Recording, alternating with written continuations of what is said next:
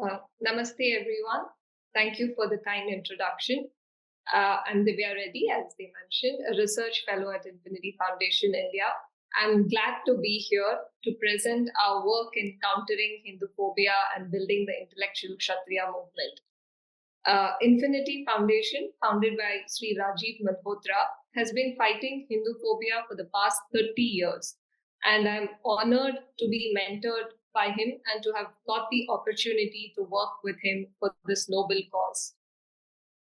The first step in this journey is to identify the 21st century Kurukshetra, because unlike the previous centuries, where physical wars were fought in open battlefields, today the medium of aggression has changed drastically, and it has become extremely challenging to identify the enemy. In such a landscape, Rajivji exposed the roots of Hinduphobia that lies in American academia. And this has a trickle down effect on Indian academia, media, policy, so on and so forth. The first challenge is to identify the enemy. And Rajivji's books like The Invading the Sacred, Academic Hinduphobia, and his numerous articles on mediums like the Sulekha, the Speaking Tree, are a testament to this. And his game-changing book, Being Different, explored the foundations for such hate speech and fake narratives. So identifying the enemy and paving the way for other Kshatriyas to take this movement forward has been one of the most important milestones for Infinity Foundation. Our latest book, the next slide, please. Our latest book, The 10 Heads of Ravana, by a team of Infinity Foundation India scholars, is one such book in this endeavor. This book was conceptualized at our retreat in 2019 at Rishikesh. So we thought, so here are some, so the book is basically a collection of essays on 10 Hinduphobic scholars. Some of them are featured here. You all can see Sheldon Pollock, Michael Witzel, Romila Thapar, Ramchandra Guha, Devdutt Patnaik, Audrey Trishke. There are 4 more. That includes Shashi Tharoor, Wendy Doniger, Irfan Habib, and Kansha Ilaya.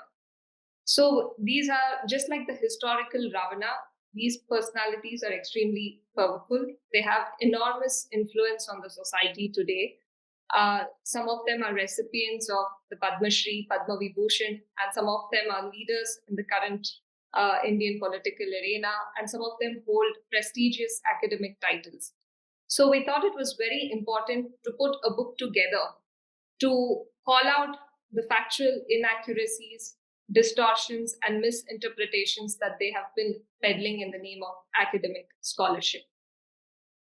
Next slide, please. So what is the methodology that we have followed in this book? Rajivji is known for reviving the ancient method of debating that's called the Purvapaksha for the current times. So this method basically involves analyzing and understanding the framework of your opponent. So to make what we call as siddhant in the Indian tradition.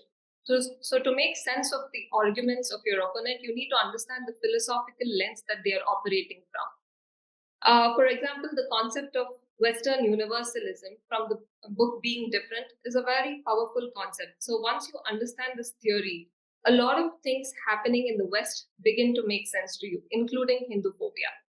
So our essays are basically a response at 2 levels. One, we expose the framework or the philosophical lens that they're operating from.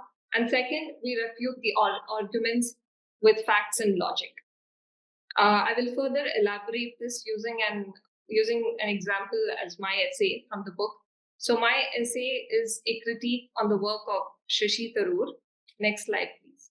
So as we all know, Shashi Tharoor is a well-known Indian politician. He's an award-winning author and an international diplomat. He is currently serving as the Member of Parliament of the Lok Sabha from Thiruvananthapuram constituency, Kerala. He was also previously the Minister of External Affairs and Human Resource Development in the Indian government.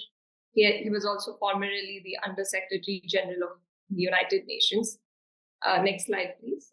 So why does he matter? Why does his work matter, and why did we choose him? So despite Shashi Tharoor claiming that his work is basically non-scholarly, he's still seen as the New Age authority on Hinduism today, especially in urban India, because of the influence that he sways on the society.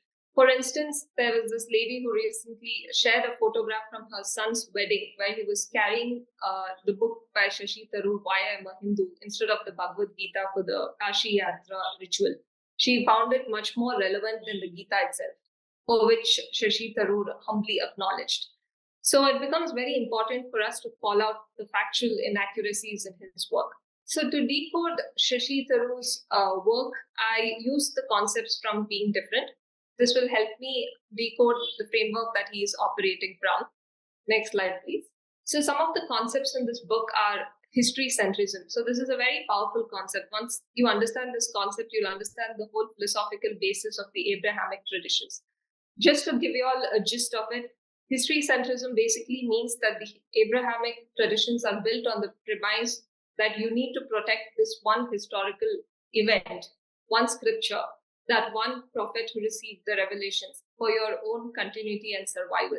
So preserving this historical moment becomes very important for their survival. Whereas Dharmic traditions are not history-centric. Tomorrow, we don't have any one glorious historical moment or one glorious scripture or one book for that matter. Tomorrow, if all our knowledge were to disappear, we have the capability of rediscovering it. Because we believe that we essentially, every human being has access to the ultimate knowledge and divinity. So that is what makes Dharmic traditions very flexible and open. So if you notice all throughout his work, Tharoor goes on emphasizing that Hinduism is extremely open, flexible, and tolerant, but he fails to explain what makes it so. So a reader will most likely be very confused and muddled, because if you don't understand what makes it so flexible, you will perhaps, you'll be led into believing that anything and everything is Hinduism, and that's what he aims to do, as I shall demonstrate later.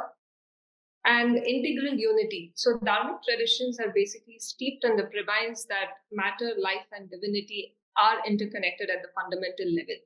And the diverse manifestations are born out of this one united whole. Whereas the Abrahamic traditions are built on the premise that matter, life, and divinity are separate entities, and at best you can just forge an artificial unity. That is what is called as synthetic unity. So Tharoor basically applies this framework to Dharmic traditions. So he applies the concept of synthetic unity to explain Dharmic traditions. Next slide, please. So here are some summary of Tharoor's major arguments. I have elaborated them in detail in my essay, but here I've just picked a few of his arguments that run across his work.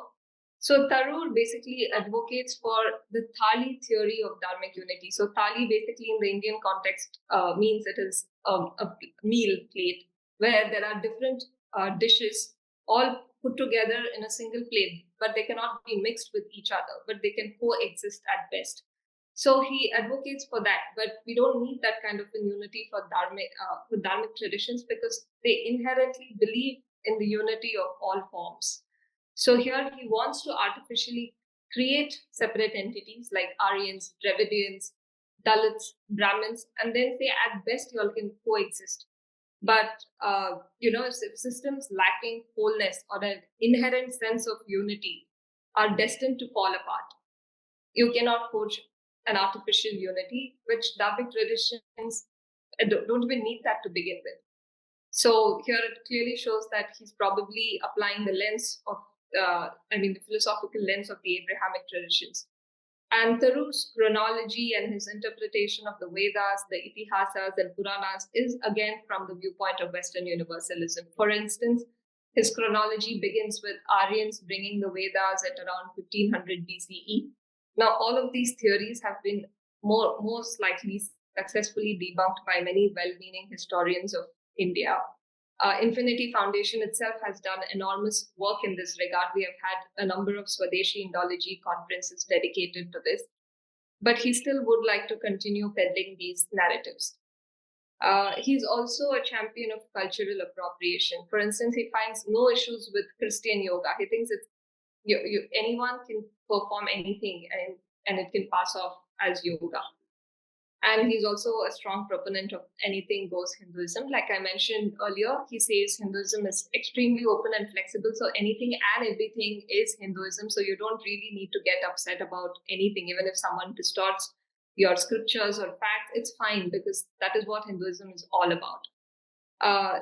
The book Indra's Net gives a very good analogy to explain how flexible and open Hinduism is. It gives an example of internet. Now, internet is an open system, right? But it's still hostile to viruses. The same way, although Hinduism is flexible and open, it does have some non-negotiable boundaries. For instance, like the theory of karma and reincarnation, it's a non-negotiable thing. But that is what Tharoor fails to point out. Next slide, please. So here is further proof to show that Tharoor operates from an Abrahamic framework. Here he's trying to map Dharmic concepts onto the Abrahamic framework. You can see that he wants to map Brahma, Vishnu, and Ishvara as Holy Trinity, although they are worlds apart, the philosophical meaning of each of them. And moksha and mukti as salvation, for him, Paramatma as supreme soul. Somarasa again is distorted as alcohol. Hanuman, he likes to call the monkey god. Maya is illusion. So we have another book called the Sanskrit Non-Translatables, where we speak of, translating the non-translatables of Sanskrit to English and its implications on the culture and civilization. Next slide, please. So finally, coming to the impact that this book created. Here you can see a huge banner that was put up at the Young Thinkers Conclave. It's a student association of National Law Institute, University of Bhopal. They held a book discussion session on the 10 Heads of Ravana. It is heartening to see our vision transform into reality, because one of the goals of writing this book is to counter the academic discourse that has been controlled by these Hinduphobic scholars for so long now. So to finally find a book within the student discussion groups is a big step. Next slide, please. So as usual, as this was expected, the students were admonished by the left. And the left media also jumped in to cover this incident, like the print, the quint, the wire. Here are a few headlines that I have pulled up. You can perhaps Google and you will find many more articles on this. So they called out the students what they call as promoting hate speech, hate narrative. And here you can see the headlines. It goes like institutionalizing hate politics. The event vilified scholars like Irfan Habib, Promila Tapar, with posters calling them 10 heads of Ravana. So you can see that these are the established scholars, and the sense of entitlement, you can't even discuss them. Then there's this other title that says, leftists lose their mind over caricatures and non-mainstream books. Now, who decides what are the mainstream books and what are the non-mainstream books? So it's automatically the 10 Heads of Ravana is classified as a non-mainstream book. Another interesting point that we noted is that these scholars, all their life, they called Ramayana as a myth. And surprisingly, they took offense at the Ravana metaphor. Next slide, please. At the same time, we did receive some heartwarming reviews and feedback from social media and our sales channel. It was very encouraging to read that many people were indeed waiting for a book such as this one. Next slide, please. So one of the Hinduphobic scholar, Mr. Kanja Ilaya, whose work we have critiqued in this book, decided to respond via an article in the print. So this is his response to our essay in this book. As usual, his article further validates our thesis. So we call them out for creating fake narratives, distorting facts, and misrepresenting reality. And this is exactly what he does in his response itself. So the title goes like this: Doniger, Trishke, Pollock didn't kill Sanskrit, Brahmins did.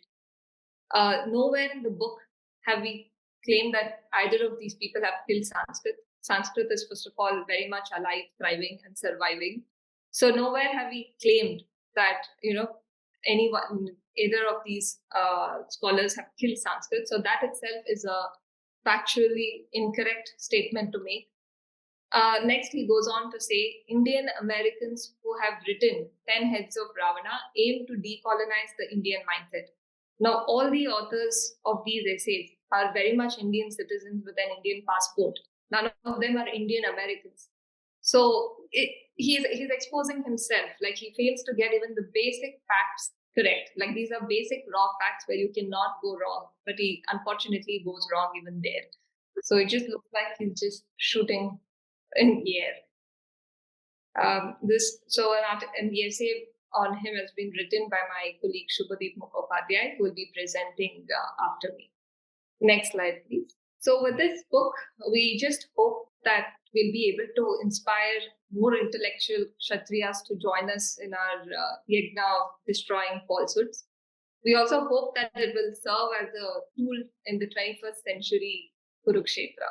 It was a wonderful audience, and thank you for this opportunity. I think you all are doing some great service to Dharma. Thank you again.